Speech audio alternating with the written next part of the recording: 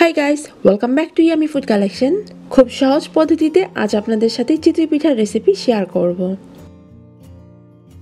আর চিতই পিঠা তৈরির জন্য আমি এখানে নিয়েছি 2 কাপ পরিমাণ পোলাওর চাল, আর এর সাথে অ্যাড করব সিদ্ধ চাল, মানে যেই চালটা দিয়ে আমরা ভাত খেয়ে থাকি সেই চাল।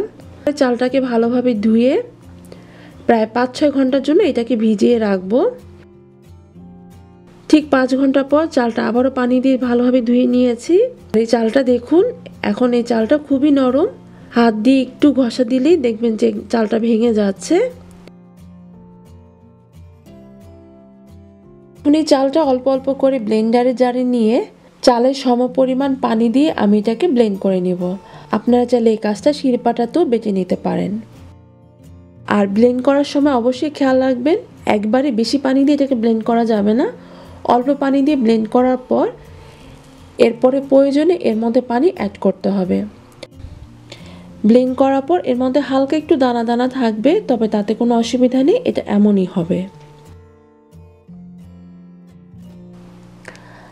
আর এখানে অ্যাড করব স্বাদ অনুযায়ী লবণ আর 1 চা চামচ বেকিং পাউডার। বেকিং পাউডারের ভিডিও ক্লিপটা আমি ক্যামেরাবন্দি করতে পারিনি, তবে আপনারা এই রেসিপিতে 1 চা চামচ বেকিং পাউডার দিয়ে নেবেন।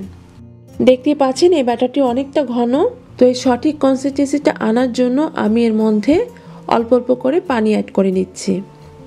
খুব বেশি একদম ঘন না, আবার একেবারেই পাতলা না, একটু মিডিয়াম টাইপের এটা হবে। আশা করি ভিডিওটি দেখে বুঝে নিতে পারছেন যে এর সঠিক কনসিস্টেন্সিটা কেমন হবে। আর এরপর 5 মিনিট ধরে এই চামচের সাহায্যে এই উপর থেকে এই ব্যাটারটি এভাবে করে ফেলে দিতে হবে। এভাবে করে করলে যেটা হবে, চিতই পিঠার মধ্যে যে একটা ছিদ্র ছিদ্র ভাব হয়, এই প্রসেসটা করলে পারফেক্টভাবে চিতই পিঠা তৈরি হবে। আর প্রতিবারই যখন পিঠা তৈরির জন্য এই ব্যাটারটি নাও হবে, তখনই উপর থেকে ব্যাটারটি কিছুটা একটু ফেলে এর মধ্যে বাবল তৈরি করে তারপরে পিঠাটা তৈরি করলে ভালো হয়। অন্য একটি বাটির মধ্যে আমি একটু পানির মধ্যে সামান্য একটু লবণ দিয়ে এটাকে মিক্স করে নিয়েছি। এখন একটি ব্রাশের সাহায্যে আমি চিতই পিঠার খাঁচের মধ্যে এটাকে একটু ব্রাশ করে দিলাম।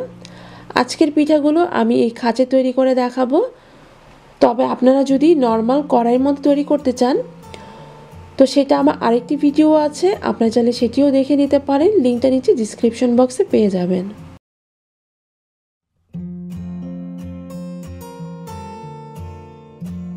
পিঠার ডালারটি ঢালার পর এখন এটাকে ঢাকনা দিয়ে ঢেকে দিলাম প্রায় 4 থেকে 5 মিনিটের জন্য। এই সময় চুলার আঁচটা মিডিয়াম লোতে থাকবে।